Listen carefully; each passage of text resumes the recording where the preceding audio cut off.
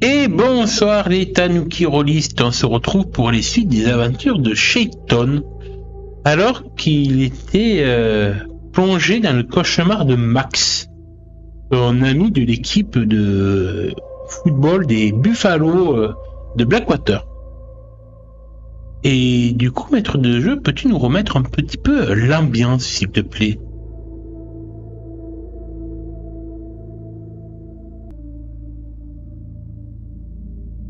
Bonsoir, les Tanuki Rollistes.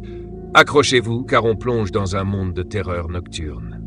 Shayton se retrouve immergé dans le cauchemar de Max et l'atmosphère est à couper au couteau. Le stade est immense, mais désert, avec des gradins s'effondrant dans les ombres. Pas un bruit, pas un mouvement, si ce n'est un léger grincement métallique sinistre qui résonne dans le vide autour de lui. Au centre du terrain, dans un halo de lumière froide, Max est assis, immobilisé dans un fauteuil roulant, visiblement terrifié.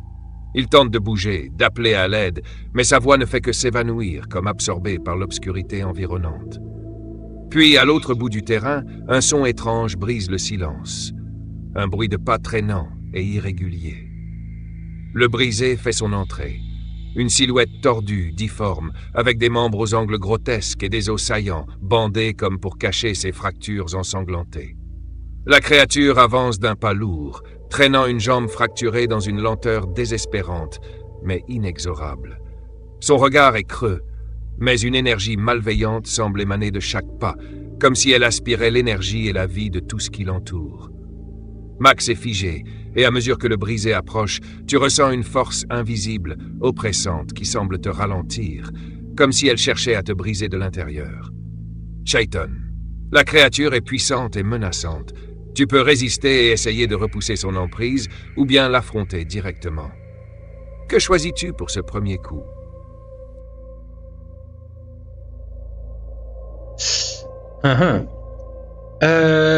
Écoute, je pense que je suis quand même assez perturbé de voir cette créature qui est vraiment immonde, en plus c'est complètement ensanglanté et tout. Et le premier réflexe que j'ai en fait quand j'arrive dans ce stade abandonné, cauchemardesque, c'est qu'en fait je vois qu'il y a un ballon de football américain à mes pieds, ovale, en cuir. Et je vois en fait la créature se rapprocher de plus en plus de Max dans une démarche menaçante, comme si elle allait lui aspirer encore le peu de force vitale qui lui restait.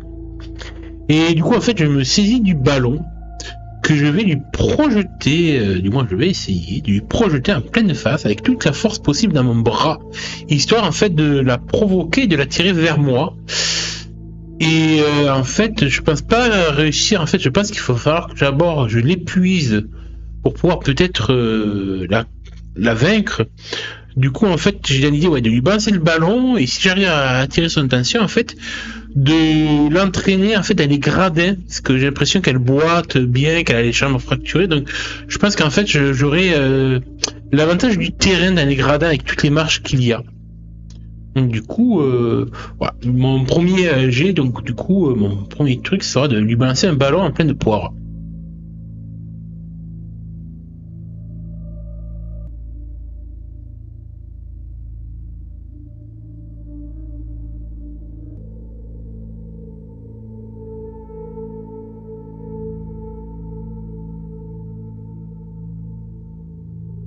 Excellent choix pour démarrer. Tu prends l'initiative de provoquer le brisé et de tirer parti de son état de boitillement.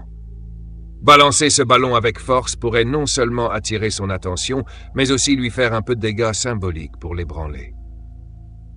Pour se lancer de ballon, un jet de force et passion conviendrait parfaitement pour voir si tu touches juste et attires son attention.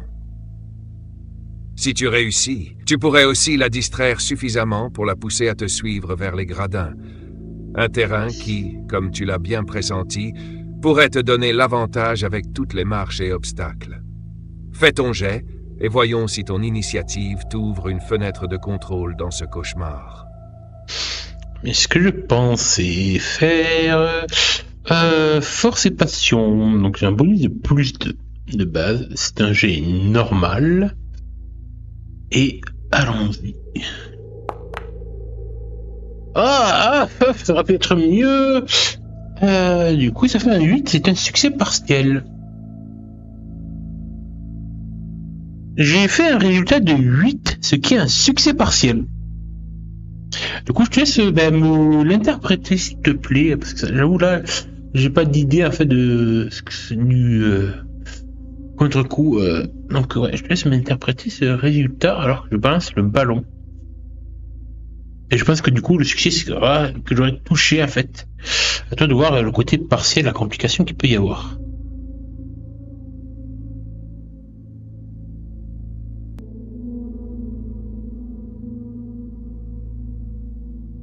Avec ton succès partiel, le ballon s'élance dans les airs et percute le visage du brisé, ce qui produit un impact sourd et détourne son attention de Max.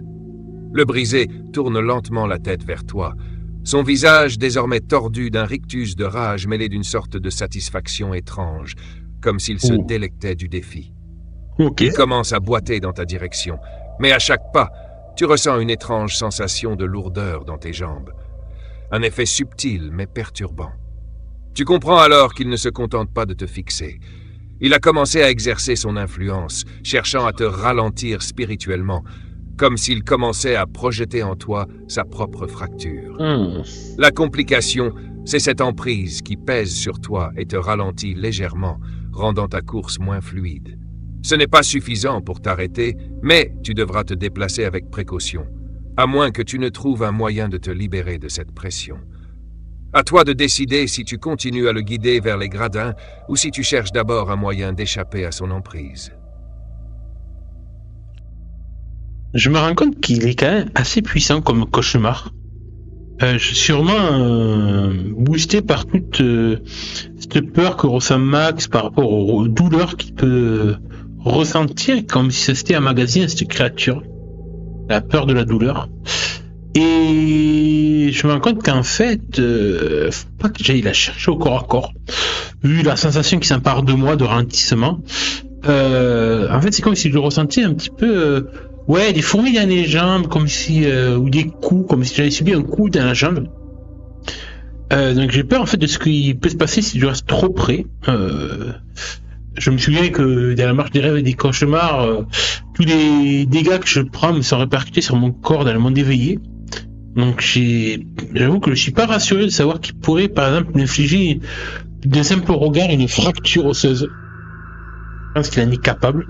Du coup, pour moi, la meilleure idée, c'est de garder de la distance entre lui et moi et de l'affaiblir à distance, justement, pour après réussir à le bannir, du moins essayer d'en appeler à la toile d'Ashibika Hashi pour le prendre au piège.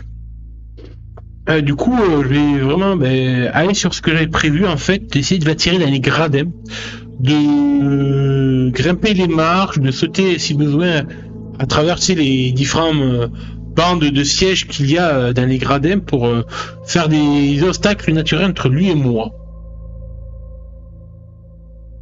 Du coup, je me précipite sans attendre une seconde. Et le but aussi, c'est de l'éloigner de Max.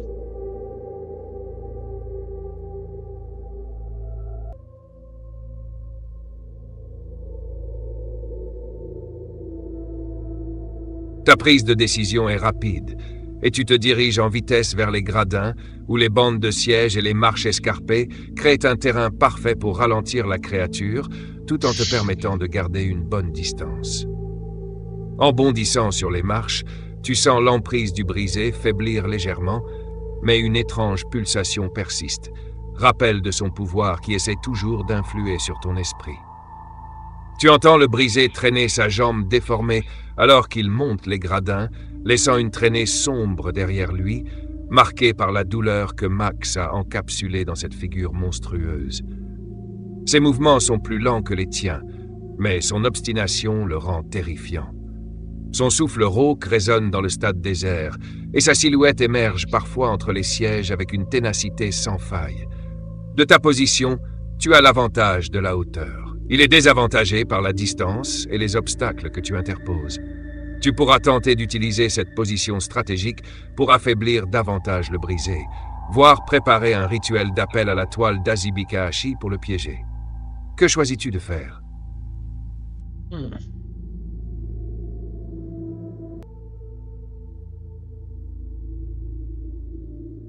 Alors déjà, en tant que joueur, je me dis que j'aurais dû prendre en fait le don de capturer des cauchemars au lieu de juste le repousser. Ça m'aurait été plus utile en réalité. Du coup, j'avoue que je suis un peu désemparé de voir que ouais, ça va être compliqué en fait.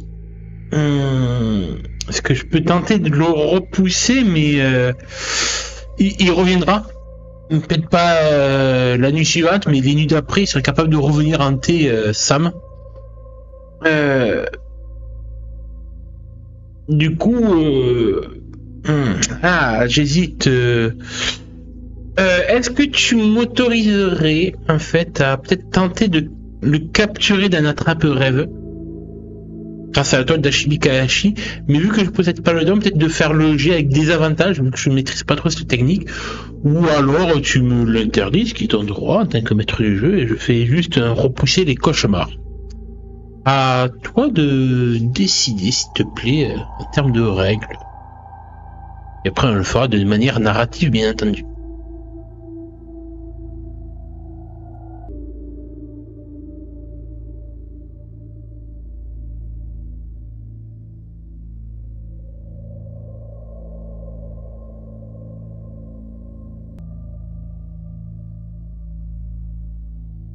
Tu peux effectivement tenter de capturer le brisé dans un attrape-rêve en sollicitant la toile d'Azibikashi. Cependant, sans posséder le don de capture, ce sera un effort difficile et risqué. Je te propose de faire le jet avec un désavantage, car tu vas devoir appeler la toile et stabiliser l'attrape-rêve en puisant dans ton énergie et ta volonté. Voici le défi. Tu devras maintenir ton lien avec la toile et concentrer ton intention, malgré l'énergie menaçante de la créature. En cas de succès partiel, tu pourrais capturer temporairement le brisé, mais il pourrait encore échapper à ta prise plus tard. Un succès complet le retiendrait pour une période plus longue, mais pas indéfiniment comme le don de capture le permettrait. D'accord. Je te laisse lancer ton jet d'approche avec des avantages, et on verra ce que la toile d'Azibikashi te réserve. Écoute, ça me convient comme principe, en plus c'est assez narratif. Donc je vais essayer de le capturer. Par contre, mon approche, je pense que je vais le faire avec...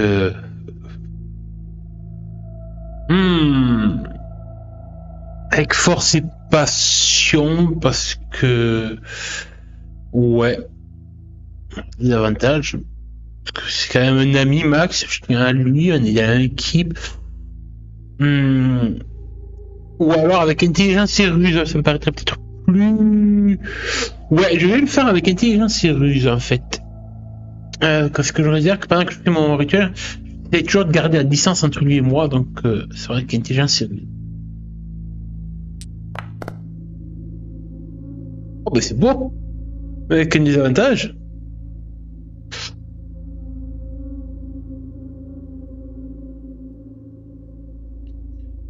Bah écoute, j'ai du coup décidé en fait d'y aller avec intelligence et ruse. En fait, je commence à réciter les formules dans mon langage de ma tribu Iowa que j'ai apprise grâce à mon grand-père et dans le carnet de mon arrière-grand-père pour essayer de piéger en fait ce cauchemar à travers les fils de la toile d'Ashibikashi que j'essaye en fait de former devant moi comme un attrape-rêve en fait. J'essaye de me concentrer, de visualiser les fils de la toile pour essayer de former devant moi avec mes doigts comme si j'étais en train de tisser directement un attrape-rêve. Et tout en fait en essayant de regarder où je mets les pieds en reculant, toujours en gardant de la distance avec le monstre. Pour pas trébucher en fait, pour pas en fait qu'il puisse me rattraper. Donc voilà, j'essaye en fait de toujours spasmodier tout en faisant attention à où je mets mes pieds, donc ça demande quand même de la concentration. Et du coup, j'ai lancé les dés et j'ai fait un joli 10, ce qui est un succès.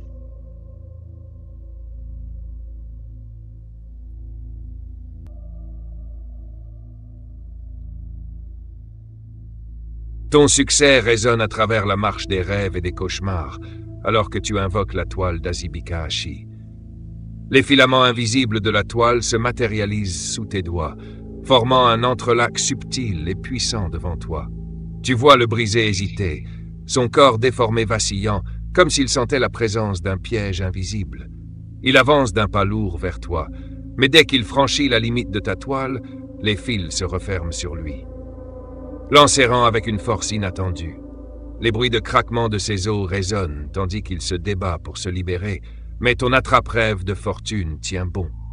La créature pousse un cri sourd et rauque, emporté par la toile, qui l'absorbe peu à peu jusqu'à disparaître entièrement. Le silence retombe, lourd et profond, sur le stade abandonné.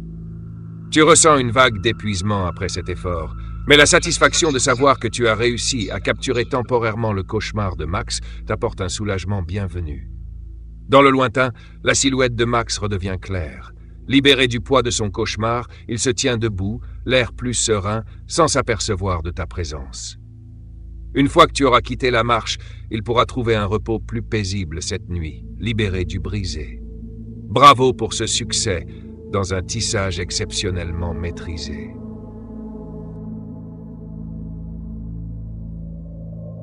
Je suis assez fier de moi. Je pensais pas m'en sortir aussi facilement. Et en plus, sans aucune préparation au préalable. Bon, même si c'est vrai que j'avais oublié de le dire, je considère que quand je me suis endormi, j'avais un attrape-rêve prévu pour, justement. Parce que maintenant que je sais les tisser. Mais ouais, je pensais quand même que cette créature allait être beaucoup plus dangereuse à affronter. Ouais, je pense que peut-être que de l'avoir gardé à distance a été la bonne solution à faire, à avoir, la bonne idée.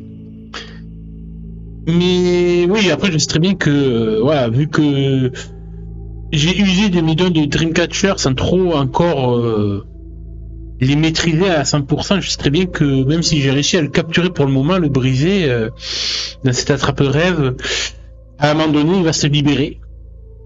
Je sais pas, dans une semaine, dans un mois, je sais pas. Et en fait, je me dis que quand il va se libérer, ce que je te propose, maître du jeu, c'est que quand le brisé se libérera, je te laisserai décider de quand ce moment viendra. C'est qu'en fait, il ne viendra plus s'en prendre à Max, mais il viendra directement s'en prendre à moi dans mes cauchemars, comme une sorte de vengeance qu'il veut assouvir contre le Dreamcatcher qui s'est joué de lui.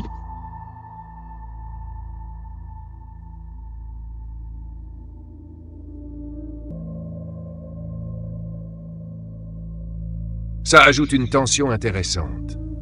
Le brisé n'oubliera pas cette capture, et l'idée qu'il te poursuive dans la marche des rêves des cauchemars est puissante, surtout avec son désir de vengeance. Lorsque les liens de l'attrape-rêve faibliront et qu'il échappera, il viendra probablement avec une force renouvelée, dirigée uniquement contre toi. Il aura accumulé ses rancœurs, et tu sentiras peut-être son énergie malveillante resurgir dans des moments de faiblesse ou lors d'expéditions oniriques. D'ici là, tu pourras aussi exploiter le répit que ton tissage te donne. Profite de ces semaines pour perfectionner tes dons de Dreamcatcher et affiner tes compétences avec la toile d'Azibika-Hashi. Ce sera ta meilleure chance pour te préparer à cette future confrontation.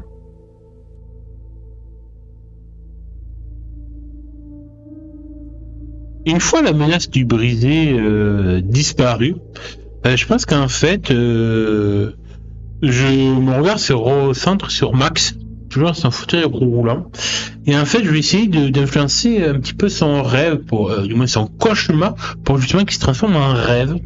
Et du coup, bon, même si je suis seul à l'attribuer, en fait, je vais me lever, les bras en l'air, pour commencer à l'acclamer, comme un supporter, en criant Max, Max, Max, Max, comme une foule en délire, en fait, scanderait son joueur vedette. Et je pense qu'au bout d'un moment, ma voix commencera à faire écho dans le stade et que petit à petit, en fait, ça va agir et influencer le cauchemar de Max pour en faire un rêve où il croit être dans un moment d'allégresse, en pleine victoire contre une équipe adverse et qu'il a marqué le dernier point décisif du match.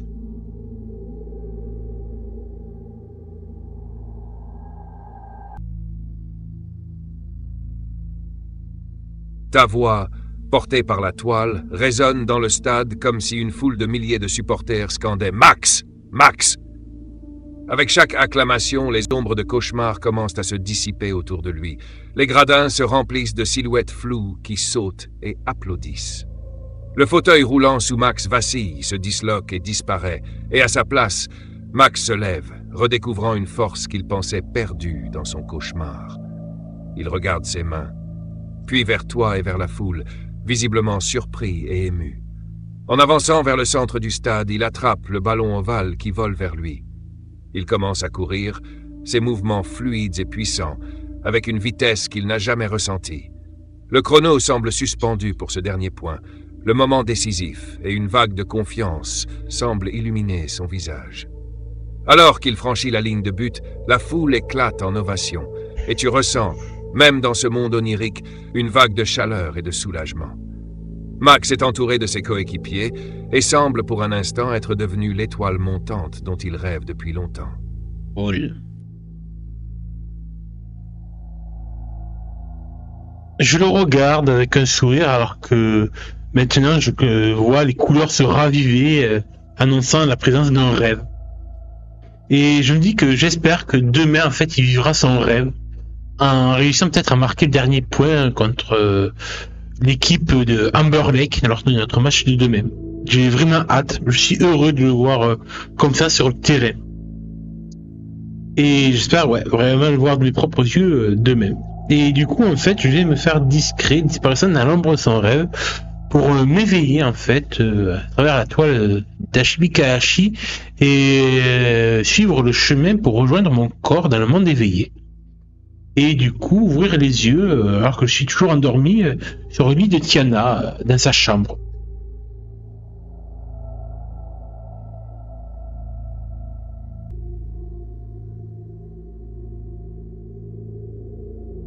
Alors que tu quittes le rêve, le monde du stade se dissout progressivement. Les cris de la foule s'effacent, et Max reste un instant seul, rayonnant dans cette vision d'accomplissement, de victoire. Tu te laisses emporter par les fils argentés de la toile d'Ashibikahashi, les chemins entre les mondes oniriques et éveillés devenant familiers sous tes pas. Tu sens le poids de la réalité revenir doucement, comme si le monde des rêves te laissait partir en douceur. De retour dans le monde éveillé, tu ouvres les yeux, et le visage de Tiana, toujours bienveillant, t'accueille, son sourire réchauffant l'espace autour de vous. Elle semble soulagée de te voir revenir indemne, te prenant doucement la main pour te ramener entièrement à la réalité. La pièce est calme, plongée dans une semi-pénombre et une douce ambiance réconfortante s'installe. Elle te demande un brin curieuse « Alors, comment ça s'est passé là-bas »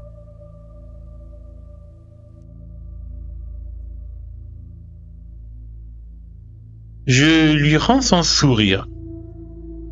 Et je pense qu'elle peut voir que sur mon visage que je suis assez rassuré.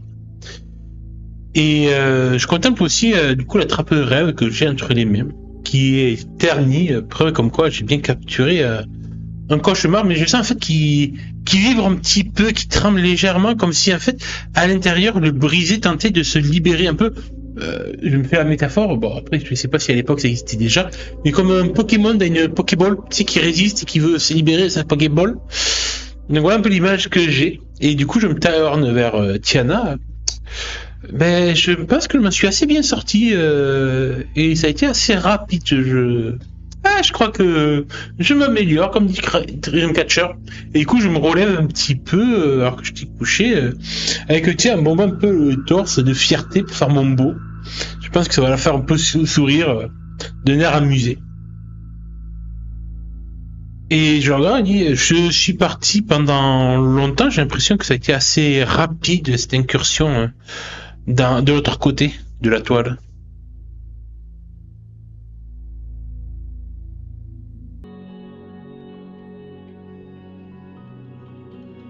Tiana éclate d'un rire léger en voyant ta posture de triomphe. Elle t'observe en secouant doucement la tête, clairement impressionnée, mais avec cette touche de taquinerie qui te fait sentir à la fois fier et un peu gêné.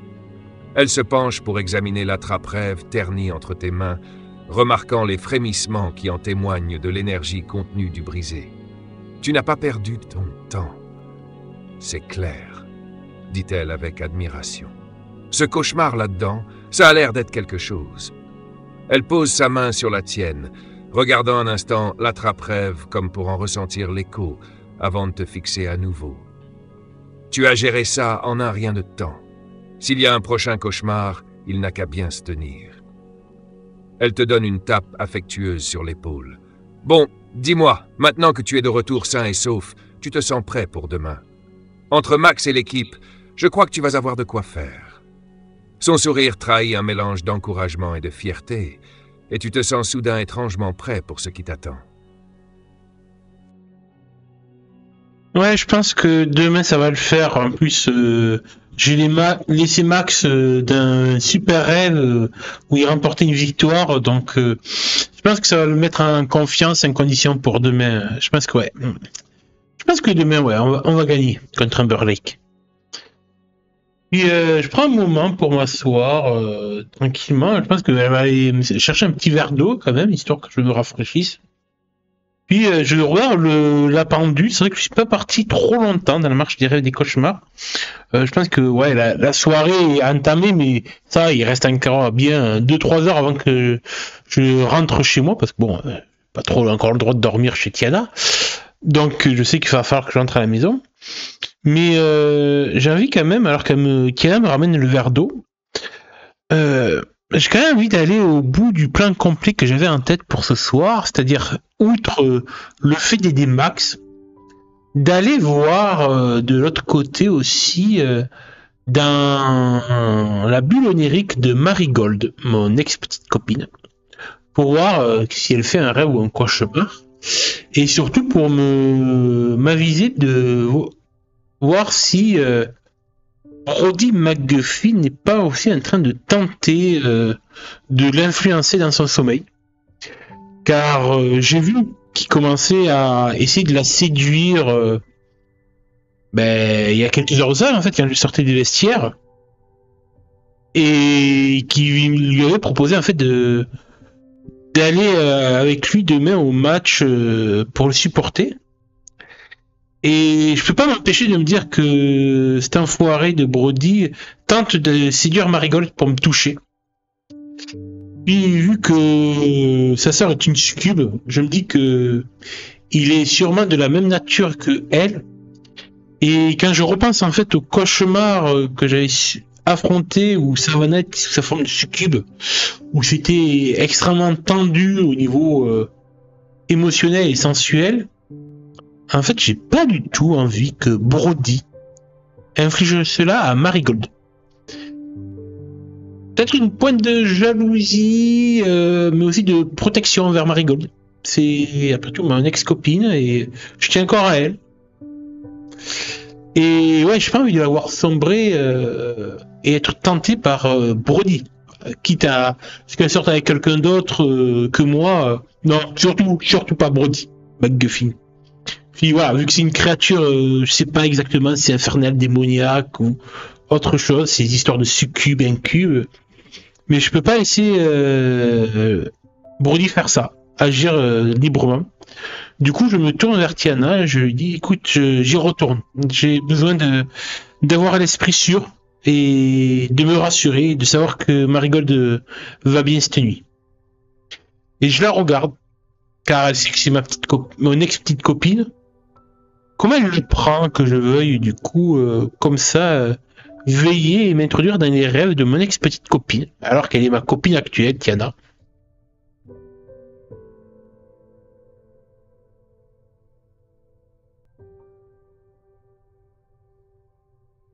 Tiana te regarde un instant, souriant d'un air à la fois amusé et résigné. Elle sait ce que Marigold représente pour toi, et bien qu'elle puisse avoir une pointe de jalousie, elle comprend la protection que tu ressens envers elle. Tu sais, commence-t-elle en croisant les bras. Marigold est ton amie depuis longtemps, et même si ça me pique un peu que tu retournes veiller sur elle, je comprends. Elle marque une pause, puis ajoute avec un sourire plus large. Et si ça peut la tenir loin de Brody, alors vas-y. Je préfère que ce soit toi qui te glisses dans ses rêves plutôt qu'un type comme lui. Dit comme ça, j'avoue. Elle te tend le verre d'eau qu'elle a apporté, son regard un peu plus sérieux maintenant. Par contre, promets-moi juste que tu fais ça pour la protéger et rien de plus, ok? Oui, Elle te fixe droit dans les yeux, cherchant à s'assurer que tu comprends ce qu'elle ressent. oui, oui. Elle s'assoit à côté de toi sur le lit, posant une main légère sur ton bras. Vas-y, Dreamcatcher, fais ce que tu dois faire. Je regarde quand même un peu en coin quand elle insinue ce qu'elle sous-entend juste pour aller la protéger, Marigold, et rien de plus dans ses rêves.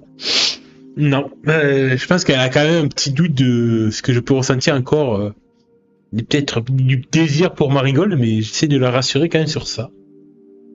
Et du coup, je sers l'amulette qu'a fait mon grand-père pour me protéger de Savannah. Je me dis que si ça peut marcher contre une succube, pourquoi pas contre son frère jumeau. Et du coup, je vais me rallonger sur le lit de Tiana et refermer les yeux. Et je vais faire appel à mon don de voyage à travers les marches une nouvelle fois. Voir si j'y arrive. Et du coup, je te propose que je réfléchisse à l'approche que je vais prendre pour faire mon jet de dés.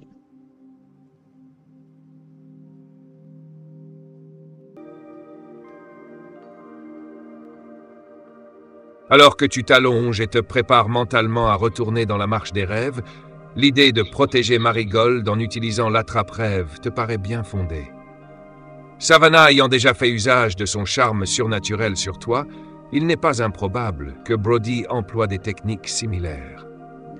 Pour t'assurer de faire face aux potentiels pièges oniriques d'un incube, tu sais qu'une approche qui allie intelligence et ruse pourrait te permettre de naviguer plus habilement dans l'espace complexe des rêves de Marigold. Tu pourrais aussi choisir de te fier à ta résilience et ton calme, ce qui t'aiderait à contrer les possibles énergies de Brody et à t'ancrer fermement dans ton rôle de protecteur.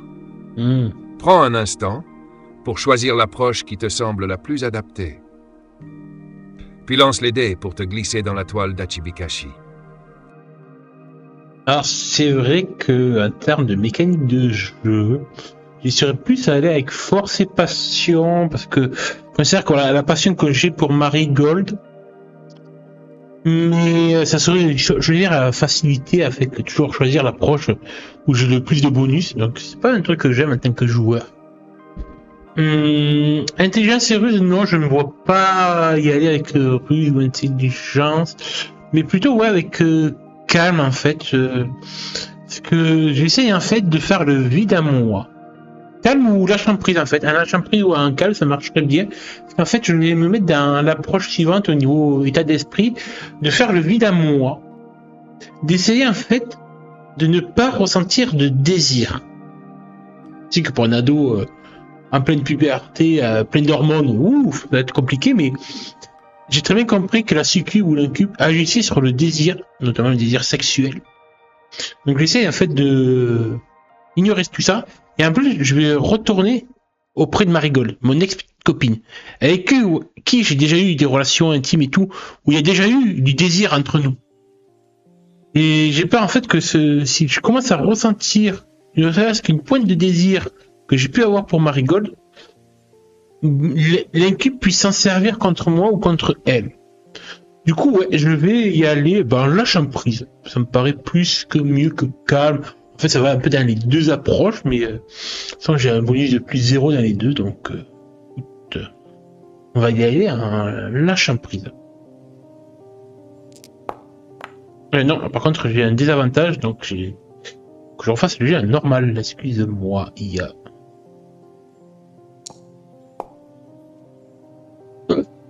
Mais c'est un 7. Ah, mais non, attends, je suis pas lancé. Attends, je me permets. Mais non, je suis con, c'est un don. Faut que j'utilise mon don.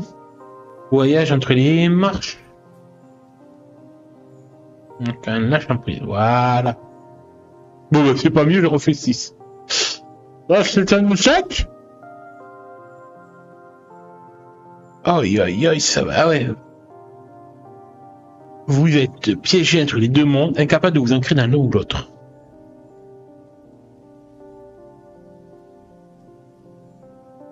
Eh bien, c'est un échec. J'ai fait un 6 sur mon don de voyage entre les mondes.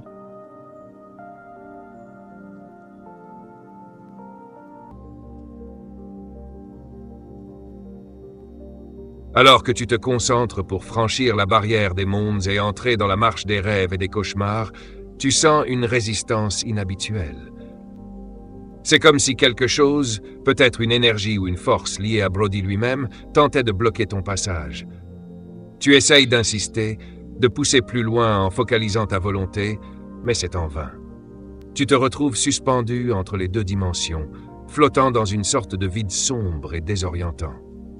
Ton corps devient étrangement lourd, chaque muscle tendu.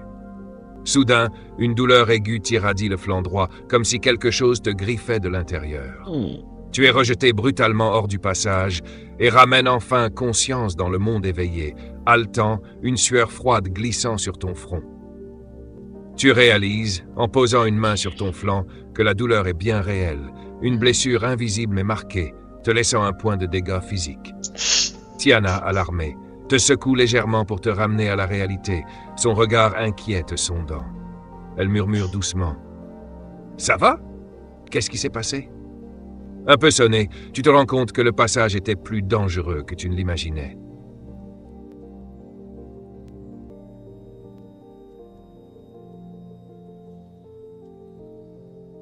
En fait, quand je sens cette douleur aiguë dans mon flanc droit, comme des griffes qui me lacéraient, je me retiens de hurler, alors que je vois les fils de la toile d'Ashibikashi être hors de portée de moi. Et inconsciemment, je me souviens en fait du mot de sécurité que j'avais établi avec Kiana en cas de ce genre de souci. Et du coup, je commence à crier dans mon inconscient « Améthyste! Améthyste !» Et je pense qu'en fait, je le crie assez fort avec assez de volonté pour que mon corps dans le monde éveillé le fasse de même aussi, crier ce mot améthyste alors que je suis endormi.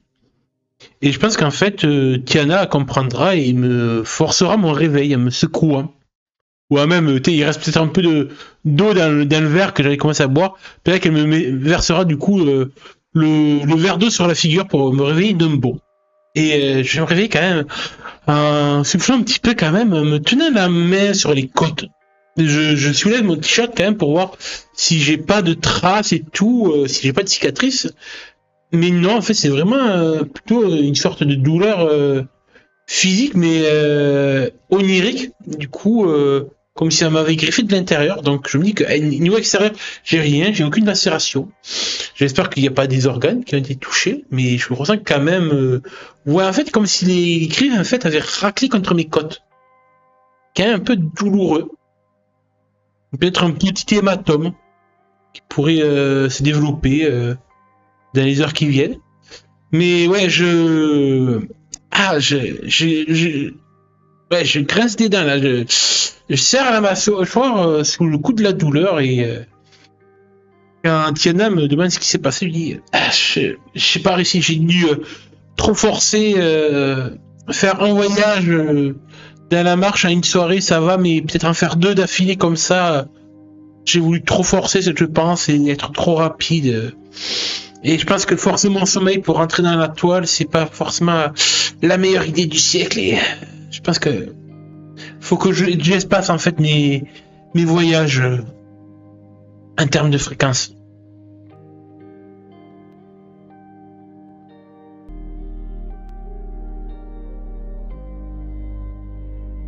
Tiana te regarde, son visage crispé d'inquiétude, et pose doucement une main sur ton flanc droit, là où la douleur semble te lancer. Elle te répond avec une voix douce mais ferme. « Je pense que tu as raison. Même les Dreamcatchers ont des limites, et t'en demander autant d'un coup, c'était risqué. » Elle se redresse et pose la main sur le verre vide, constatant à quel point tu semblais perdu entre les mondes. La marche des rêves, elle n'aime pas être bousculée, surtout sans un vrai repos. Son regard se durcit et elle continue. Il faudra qu'on trouve une autre façon de protéger Marigold ou de retarder Brody. Peut-être que demain au match, tu pourras glaner d'autres informations pour mieux t'en prémunir. Elle te caresse doucement le bras pour te rassurer, puis va chercher une compresse qu'elle rafraîchit sous l'eau du robinet. En revenant, elle la presse contre ton flanc droit, apaisant un peu la chaleur lancinante qui t'étreint. Repose-toi un peu ici, d'accord? Juste quelques minutes avant que tu ne rentres. juste pour que je sois sûr que tu es bien revenu à toi. Ah oui, oui, t'inquiète, je vais me poser un petit peu, ça va aller. En fait, au fond de moi, je bouillonne intérieurement. J'aimerais vraiment, en fait, j'ai vraiment envie d'y retourner à travers la toile, de vraiment pousser dans mes réserves pour vraiment m'assurer que Marigold aille bien quand même. J'ai vraiment peur pour elle, en fait. C'est limite obsédant, mais ouais, je serais prêt à prendre ce risque pour elle. Aller contre mon propre corps pour ça. Mais petit problème de son.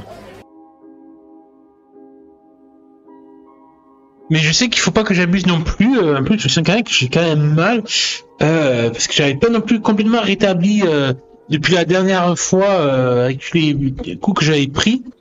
Donc là, je sens quand même que si j'abuse trop, mon organisme il va encore céder et demain j'ai un match. C'est vrai qu'en termes de jeu, je suis à 2 points de fatigue, de dégâts physiques, donc j'ai envie de garder de la marge. Donc je me dis qu'en fait, ne pas tenter le diable ce soir et d'en rester là, même si j'enrage intérieurement. Mais je viens d'avoir en fait une idée en fait. Vous comprenez que moi je pourrais rien y faire.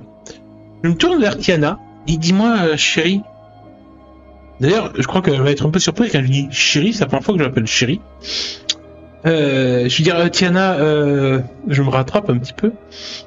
Tu crois que tu pourrais préparer quelque chose toi, de ton côté pour essayer de prévoir quelque chose contre-produit? Je veux dire, tu sais, tu connais un vaudou du coup.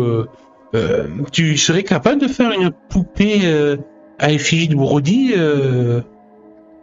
si parce que demain de toute façon je vais être dans les vestiaires et tout, si j'arrive peut-être à récupérer quelque chose lui appartenant, je sais pas ce dont tu as besoin pour faire ça.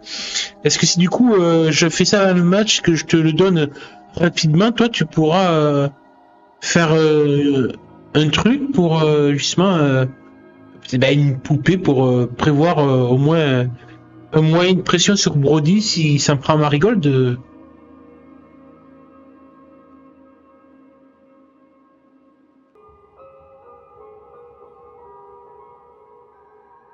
Tiana écoute attentivement, les yeux brillants d'un mélange de surprise et de réflexion lorsque tu l'appelles chérie, puis elle acquiesce en silence. À la mention de la poupée vaudou, elle esquisse un sourire, à la fois malicieux et concentré. Elle prend une profonde inspiration avant de te répondre. Oui, c'est possible. Avec quelque chose de personnel appartenant à Brody, une mèche de cheveux serait idéale. Mais même un bout de tissu de ses affaires pourrait suffire si je le charge bien avec de l'énergie rituelle. Elle marque une pause, l'esprit déjà en train de calculer les ingrédients et le temps qu'il lui faudrait. Ce genre de protection, ça ne marchera pas éternellement, mais ça pourrait être assez fort pour lui faire peur, ou du moins le distraire suffisamment pour qu'il lâche prise. Elle te serre doucement la main. Demain, si tu arrives à récupérer quelque chose d'assez puissant, retrouve-moi dès que tu le peux après le match, et je m'occuperai de tout. Puis, prenant conscience de ce que ça représente, elle ajoute, plus doucement, « Je ferai de mon mieux, Shaiton, et on veillera tous les deux sur Marigold, même si ça doit nous prendre du temps. » Du coup, je pense qu'on va passer la fin de soirée tous les deux à réfléchir un peu à mon plan. D'ailleurs, je lui demande, en fait, tu viens demain à Amber Lake me supporter. Il y aura ma mère et ma petite sœur qui vont venir. Je crois que Mika a préparé des banderoles, mais tu peux leur demander si tu veux qu'elle te prenne avec elle en voiture pour t'accompagner. Ça, j'avoue, ça me ferait plaisir de voir ma belle Tiana dans les gradins crier mon nom comme une vraie groupie. Et je lui fais un petit bisou sur la joue en disant ça.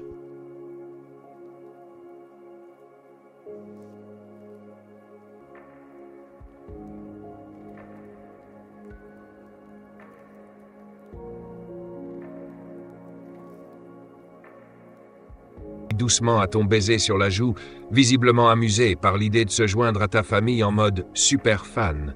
pour te soutenir. Elle répond, un sourire espiègle aux lèvres.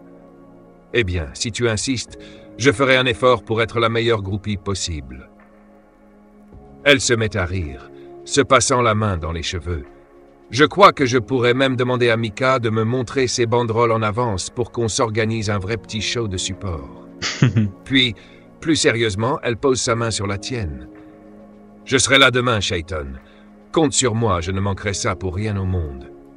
Elle te regarde, la détermination dans ses yeux, visiblement prête à tout pour faire de ce match une expérience inoubliable pour toi. Et puis, peut-être que ça nous portera chance.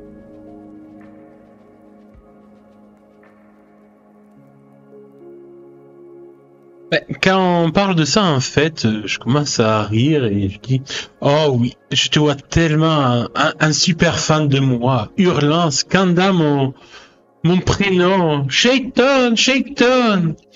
Et puis, peut-être, qui sait, si je fais gagner l'équipe, peut-être que ma super fan pourra me faire un petit show privé pour me récompenser. En fait, je l'attrape délicatement et nous fait rouler sur le lit. Nos corps l'un contre l'autre, s'enlaçant, et commençant en fait à nous caresser, emporté par une petite pointe de désir. Et alors que mes mains glissent vers sa poitrine, je ressens une petite douleur sur la main qui me fait lâcher prise en fait, et comme si j'avais pris, je m'étais fait piquer. Et je pense qu'en fait, depuis le salon, j'entendrai la voix d'Adina dire non, non, non, on garde les mains dans les poches, jeune homme. Et en fait, je comprends que c'est elle, avec la poupée vaudou qu'elle a faite à mon effigie, qui a sûrement senti ce que je m'apprêtais à faire avec sa fille dans sa chambre. Et qu'elle m'a rappelé à l'ordre gentiment. Et du coup, je pense qu'avec un petit sourire gêné, je me relèverai et que je laisserai Tiana tranquille pour ce soir. Mais peut-être en disant, bon, écoute, on verra demain soir si j'ai droit à mon petit show privé alors.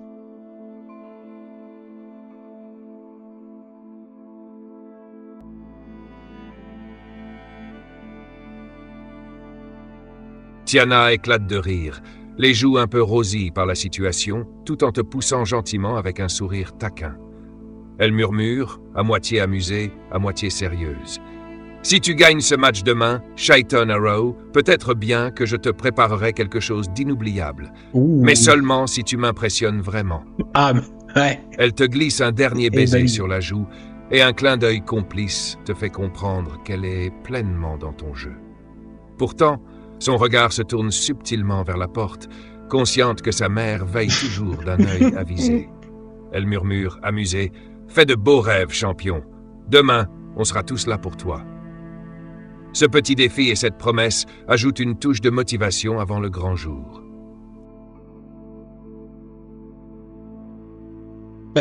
Du coup, je vais la laisser tranquille. En fait, en partant de l'appartement des Toussaint, je juste bonne nuit, Madame Toussaint à Dina.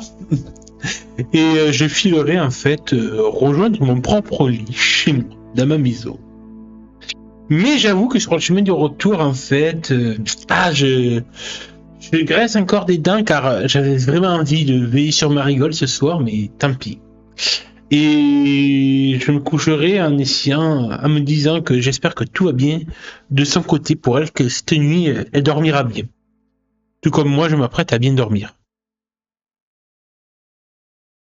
Et du coup, maître de jeu, vu qu'on va finir sur ça, peux-tu nous faire une dernière scène, s'il te plaît? Je te laisse le choix.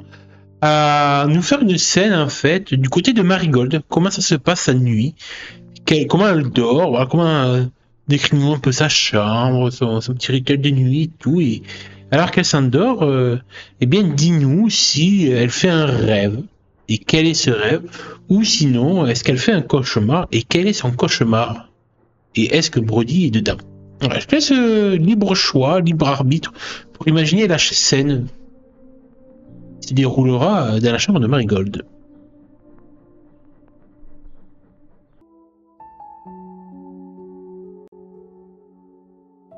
Dans la chambre de Marigold, un doux parfum de fleurs séchées flotte dans l'air, mélange de lavande et de tournesol, suspendant une atmosphère sereine et légèrement rêveuse. Les murs sont décorés de photographies de prairies ensoleillées et de forêts verdoyantes, souvenirs de promenades en nature et de lieux qu'elle chérit. Un papillon en métal, gravé de motifs délicats, pend au-dessus de sa tête de lit, reflétant sa fascination pour ces créatures légères. Elle se glisse sous sa couverture de lin, où des nuances de jaune et de vert pastel rappellent ses teintes préférées. Ses paupières s'alourdissent, et doucement, elle glisse dans un sommeil paisible. Dans son rêve, elle se retrouve dans un champ de tournesol baigné de lumière dorée, à perte de vue. Les fleurs, hautes et imposantes, se balancent doucement sous une brise tiède. Elle est allongée sur une couverture à carreaux, la tête légèrement appuyée sur une main, ses doigts jouant distraitement avec des brins d'herbe. Le ciel est d'un bleu éclatant, et le soleil éclaire son visage d'une douce chaleur. À côté d'elle, Brody est étendu, souriant, son visage éclairé par les rayons solaires qui filtrent entre les pétales jaunes. Il porte une chemise blanche, légèrement entr'ouverte, contrastant avec son allure décontractée et mystérieuse. Doucement, il avance une main, effleurant d'abord son poignet, puis suivant un chemin invisible jusqu'au bout de ses doigts, comme une caresse légère mais profondément attentive. Il l'observe intensément, avec une douceur calculée, chaque geste mesuré pour laisser une empreinte indélébile sur son esprit. Marigold, tout en le regardant, ressent une chaleur agréable se répandre en elle, un mélange de confort et de curiosité. Ils échangent un sourire, et Brody, dans un murmure presque inaudible, lui dit « Je savais que ce serait ici, le lieu parfait. Tu es resplendissante, Marigold, au milieu de tout ça. » Il laisse glisser un doigt sur sa joue, son contact à la fois réconfortant et intrigant. Elle se sent bercée par ce moment, comme s'il n'existait rien d'autre que cet instant suspendu. Il s'appuie sur un coude pour se pencher légèrement vers elle, une mèche de cheveux tombant sur son visage, accentuant son charme insaisissable. Leurs regards se croisent, et elle sent cette proximité tendre et captivante, ses doigts effleurant à nouveau les siens, chaque mouvement réveillant une sensation nouvelle en elle. Le rêve s'intensifie tandis qu'il la regarde, un sourire en coin, son regard perçant l'observe avec une tendresse envoûtante. Le bruit léger des tournesols qui se balancent autour d'eux crée une sorte de cocon où rien ne semble pouvoir les atteindre. Brody murmure doucement « Tu es unique, Marigold. J'aimerais rester ici, avec toi, encore et encore. » Dans ce champ de tournesol, sous ce ciel infini, elle se sent comme envoûtée, glissant entre le réel et l'irréel, son cœur battant plus fort sous la douce intensité de son regard. Le rêve finit par se fondre dans cette sensation, ancrant en elle un sentiment indéfinissable de désir et d'émerveillement, les contours de son esprit marqués par la présence magnétique de Brody. Eh ben, heureusement que Chayton n'a pas réussi à débarquer dans ce rêve. Il aurait fait une crise de jalousie sûrement, mais en tout cas, sur ce petit rêve intime de Marigold, je vous dis à la prochaine fois, les Tanuki. Et rêvez plutôt de Chayton que de Brody, s'il vous plaît. Allez, à la prochaine.